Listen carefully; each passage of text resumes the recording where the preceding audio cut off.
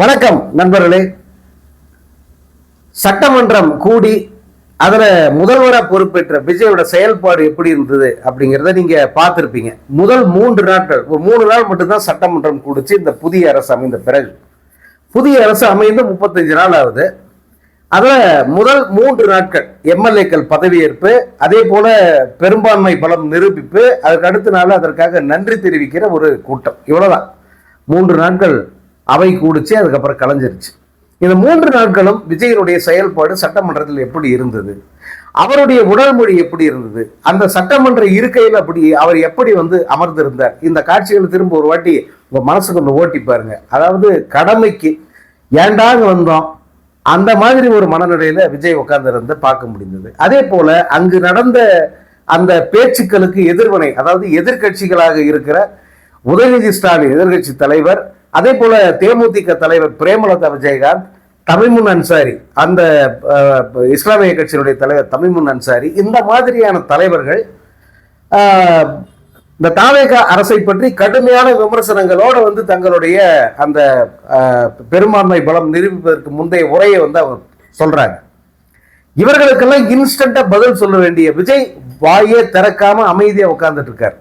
குறிப்பா திரு உதயநிதி ஸ்டாலின், அவருடைய குற்றச்சாட்டுகள் மிக கடுமையாக இருந்தன. குதிரை பேரம் நடக்குது, சோபா மாடல் ஆட்சி, அதே போல அந்த எம்எல்ஏக்களை விலை கொடுத்து வாங்குறது, இந்த மாதிரியான விஷயங்களுக்கு அவர் வெளிப்படைய ஓப்பனாவே அவர் குற்றம் சாட்டினார். எங்க தயவு இல்லாமல் ஆட்சியே கிடையாது அப்படின்றத அவர் சட்டமன்றத்திலே அழுத்தம் திருத்தமா அவர் சொல்லிட்டு வெளிநடப்பு பண்ணிட்டாங்க. அங்க பேச வேண்டிய விஜய் எதையுமே பேசல. எழுதி வைத்த உரையை ஒரு மாதிரி ரொம்ப என்ன சொல்ற, உப்பு சப்பு இல்லாத ஒரு டோன்ல அதை படிச்சுட்டு அவர் வெளியே போயிட்டு அன்னைக்கு இரவு ஒரு ஸ்டேட்மெண்ட் விடுறாரு. உதயநிதி ஸ்டாலினுக்கு எதிர்த்து கடுமையான ஸ்டேட்மெண்ட்டை விடுறாரு. அப்போ விஜயால உடனுக்குடன் சட்டமன்றத்தில் ஒரு பதிலை தர முடியாது. காரணம், அவருக்கு ஸ்கிரிப்ட் இல்லாம எதையுமே பேச வராது அப்படின்ற குற்றச்சாட்டை மெய்ப்பிப்பது போலத்தான் அவருடைய அந்த நடத்தை அமைஞ்சது அந்த 3 நாட்களும். அதன் பிறகு பார்த்தா அப்படியே தலைகள் மாற்ற திருச்சியில் கர்ஜனை பண்றாரு. திருச்சியில அப்படியே ஒரு 3ஆம் தர அரசியல்வாதியை போல பேசுறாரு. நல்லா கவனிங்க, முதல்வரா ஒரு முதலமைச்சர் பொறுப்பில் இருக்கிற நபரா பேசாம ஒரு 3ஆம் தர அரசியல்வாதியை போல தேர்தல் பிரச்சாரத்தை போல அந்த இடத்துல திருச்சி கிழக்குல அங்க பேசிட்டு திரும்ப திமுக மீதே அனைத்து பழியும் போட்டு திமுகவும் தாவைக்காவும் தான் எதிரெதிர் துருவங்கள் அப்படிங்கிற நேரேட்டிவை விடாம அங்கே பிடிச்சுக்கிட்டு அவர் பேசிட்டு போனதை நீங்க பார்த்துருப்பீங்க. ஸோ அந்த விஜய் யாரு, இந்த விஜய் யார், இந்த கேள்வி தொடர்ச்சியா இருக்கு. அதாவது அரசியல் கட்சி தலைவர்களும் கேட்கிறாங்க, அரசியல் விமர்சகர்களும் இதை பத்தி கேட்கிறாங்க. உண்மையான பத்திரிகையாளர்கள், நான் இந்த மூத்த பீத்த இந்த வதிக்கே வரல, உண்மையான பத்திரிகையாளர்கள், அந்த அரசியலை அறிந்த பத்திரிகையாளர்கள் இந்த கேள்வியை தொடர்ந்து முன்வைக்கிறாங்க. ஏன் விஜயால சட்டமன்றத்தில் பேச முடியல? அதே விஜய் அரசியல் மேடை போட்டு பேசும்போது வேற மாதிரி பேசுறாரு, எதனால அப்படிங்கிற கேள்வி கேட்கிறாங்க.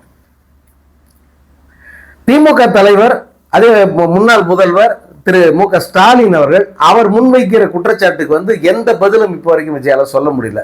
அந்த விஜய் யார், இந்த விஜய் யார், ஏன் வெளியில இந்த முழக்கம் முழங்குற, சட்டமன்றத்தில் உன்னால பேச முடியல அப்படிங்கிற இந்த கேள்வியை எல்லாரும் ஆசாரெல்லாம் போட்டு கிழிச்சிட்டார். யார் இங்கேயும் பதில் இல்லை. இப்போ இதுக்கு ஒரு ஏன் இதெல்லாம் உங்களுக்கு தெரிஞ்சதுதான். இதை ஏன் திரும்ப நான் ரிவைண்ட் பண்றேன்னா, இப்போ ஒரு வந்திருக்கிற தகவல் என்னன்னா, முதல்வர் விஜய்க்கு தீவிரமாக பயிற்சி அளிக்கப்படுகிறது. எதுக்கு? சட்டமன்றத்தில் எப்படி பேசணும், சட்டமன்றத்தில் என்ன பேசணும், எப்படி அவங்களுக்கு பதில் கொடுக்கணும், இன்ஸ்டன்டா எப்படி சொல்லணும் அப்படின்ட்டு அவருக்கு அதிகாரிகள், அதே போல சீனியர்ஸ், அதாவது சட்டமன்றத்தில் மூத்த உறுப்பினர்களாக இருந்தவங்க, இவங்கெல்லாம் அவருக்கு பயிற்சி கொடுத்துக்கிட்டு இருக்கிறதா இன்னைக்கு செய்தி வருது. காரணம் என்னன்னா, வருகிற 18ஆம் தேதி சட்டமன்றம் கூடுது. அப்படி கூடும்போது ஆளுநர் உரையோட தொடங்கும். அதுல முதலமைச்சர் பேச வேண்டியிருக்கும்.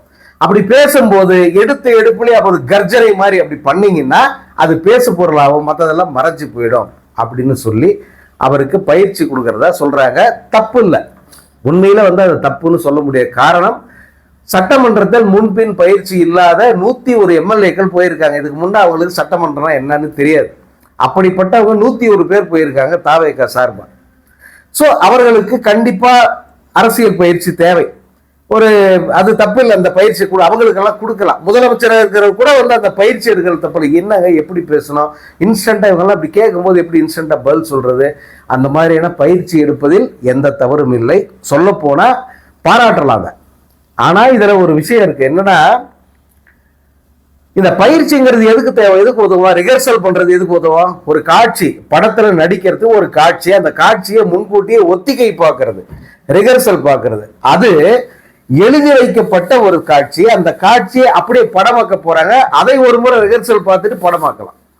ஆனா சட்டமன்றத்தில் பேசுறதுங்கிறது இன்ஸ்டன்டா உள்ளுக்குள்ள வரணும். எதிர்கட்சி தலைவராக இருக்கிற உதயநிதி ஸ்டாலின் ஒரு கேள்வி கேட்கிறார். அவரும் கூட எழுதி வச்சுதான் படிக்கிறார். ஆனா பிரசன்ஸ் ஆஃப் மைண்ட் அதிகம். எழுதி வச்சே படிச்சா கூட அந்த ஸ்கிரிப்டை வந்து டக்குன்னு மாத்தி படிக்க முடியும், மாத்தி பேச முடியும் அவரால். அந்த பிரசன்ஸ் ஆஃப் மைண்ட் அது விஜய் கிட்ட இல்லைங்கிறது தான் பிரச்சனை. இப்போ அவர்கள் வந்து ஏதாவது வந்து எடக்கு மடக்கா கேள்வி கேட்கும் போது அதற்கான பதிலுங்கிறது ஒத்திகை பார்த்து சொல்ற முடியாது. அங்க எப்படி ஒத்திகை பார்க்க முடியும்? சட்டமன்றத்துல அதிகாரிகள் இதுக்கு பயிற்சி கொடுக்கலாம், சட்டசபையில் எப்படி சமாளிக்கலாம், எப்படி பேசலாங்கிறத சொல்லலாம். ஆனா ஒரு கேள்விக்கான பதிலை இன்ஸ்டன்டா சொல்லணும், உள்ளுக்குள்ள இருக்கணும். அது அந்த சரக்கு உள்ளுக்குள்ள இருந்தா தான் வெளியில் வரும். நம்ம இதுக்கு முன்னாடி கலைஞர் எப்படி சட்டமன்றத்துல உரையாற்றினார், எப்படி அந்த எதிர்கட்சி எம்எல்ஏக்களை எப்படி வந்து அவர் சாதுரியமாக மடக்கினார், தன் பேச்சாற்றவால் அவர்களை எப்படி வந்து தன் பக்கம் ஈர்த்தார். அவர்களே கைத்தட்டி சிரிப்பாங்க. கலைஞர் வந்து எடக்கு முடக்க கேள்வி, கலைஞரை மடக்கிற மாதிரி கேள்வி கேட்பாங்க, அதுக்கு இவர் ஒரு பதில் சொல்லுவாரு. அவங்க எல்லாம் வந்து உடனே அதை பாராட்டி சிரிப்பாங்க. அப்படி ஒரு சாதுரியமானவர் தான் கலைஞர். ஜெயலலிதா வந்து அந்த மாதிரி ஒரு சாதுரியமானவர் அப்படின்னு சொல்ல முடியாது. ஆனால் ஆளுமை மிக்கவர் அவரு.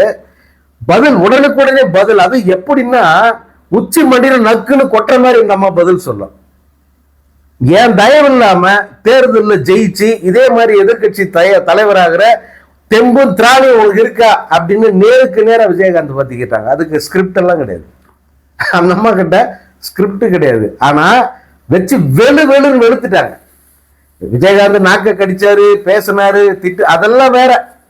ஆனா அந்த அம்மா கேட்ட கேள்விதான் இன்னைக்கு வரைக்கும் வரலாற்றில் நிக்குது தவிர விஜயகாந்த் நாக்க கடிச்சதுங்கிறது ஒரு மோசமான முன்னுதாரணமா தான் நிக்குது. அதை பெரிய தைரியம் எல்லாம் சொல்ற முடியாது. அங்க தைரியம் யாருன்னா ஜெயலலிதா தான். உனக்கு தெம்பு திராணி இருக்கா நிக்க, அந்த 2 வார்த்தை இன்னைக்கு வரைக்கும் தமிழக அரசியல் வரலாற்றுல அழிக்க முடியாத பதிவா மாறி போச்சு. அந்த மாதிரி ஆளுமையும் அந்த மாதிரி நேரத்துக்கு ஏத்த மாதிரி நேரம் பார்த்து சிக்ஸர் அடிக்கிற அந்த ஒரு தெளிவும் வந்து எங்க வரும் அப்படின்னா அது இயல்பா இருந்தா மட்டும்தான் பேச முடியும். அப்கோர்ஸ் ஜெயலலிதா கூட அரசியல்ல பல பயிற்சி எடுத்தவங்க தான். தன்னுடைய சீனியர்கிட்ட பல விஷயங்களை கேட்டு தெரிஞ்சுக்கிட்டு அதுக்கு எப்படி வந்து அங்க ரியாக்ட் பண்ணுங்கிறதெல்லாம் கேட்டுட்டு தான் வந்து அவங்களும் பண்ணாங்க. ஆனால் காலம் செல்ல செல்ல வந்து ஜெயலலிதா வந்து வேற ஒரு ரேஞ்சுக்கு போயிட்டாங்க. அவங்களை எதிர்த்து பேசுறதே ரொம்ப கஷ்டன்ற அளவுக்கு வந்து சட்டமன்றத்தில் சிம்ம சுப்பனமா இருந்தாங்க. ஸோ இது விஜய்க்கு இயல்பாக வர வேண்டிய ஒரு விஷயம். அது வந்து இல்லை, பயிற்சி எடுத்துட்டு வராரு. இதுவும் கூட தமிழ்நாட்டு அரசியல் வரலாற்றில் சட்டமன்ற வரலாற்றில் புதுசு, ரொம்ப ரொம்ப புதுமையான ஒரு விஷயம். எனக்கு தெரிந்து எந்த அண்ணா முதலா முதலமைச்சராக உள்ள போறாரு. அதுக்கு முன்னாடி சட்டமன்றத்தில் இருந்தார்.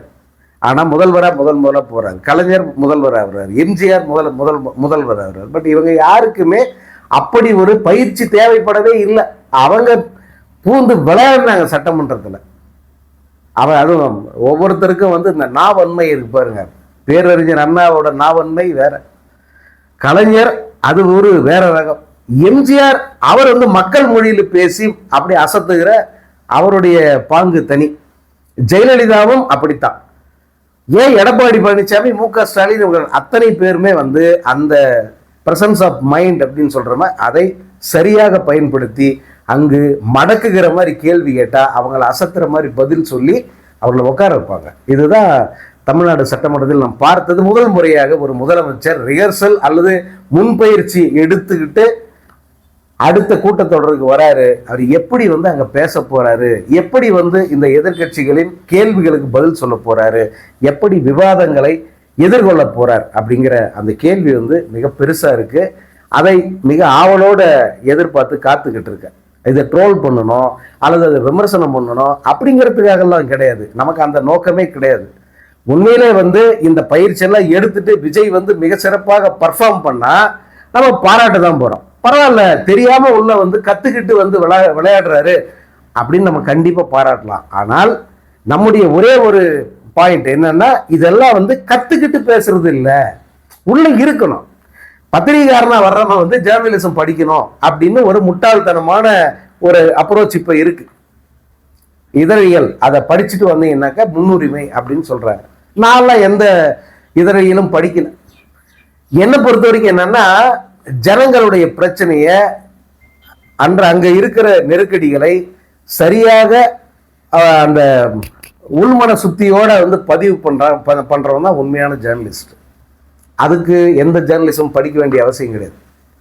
அதே போலதான் ஒரு படைப்பாளி டிஎஃப்டி, அதாவது திரைப்பட கல்லூரியில் பயிற்சி எடுக்கணும் அல்லது வேற ஏதாவது தனியார் கல்லூரிகளில் பயிற்சி எடுத்து படிச்சுட்டு அதுக்கப்புறமா தான் போய் டைரக்ட் பண்ணணும் அப்படின்னா அதுவும் ஒரு முட்டாள்தனமான ஒரு வாதம் தான். அதுக்கெல்லாம் வந்து இது முன்பயிற்சி எடுத்துட்டு எல்லாம் போய் செய்யறது இல்லை. படைப்புங்கிறது உள்ளுக்குள்ள இருக்கணும், படைப்பாற்றல்.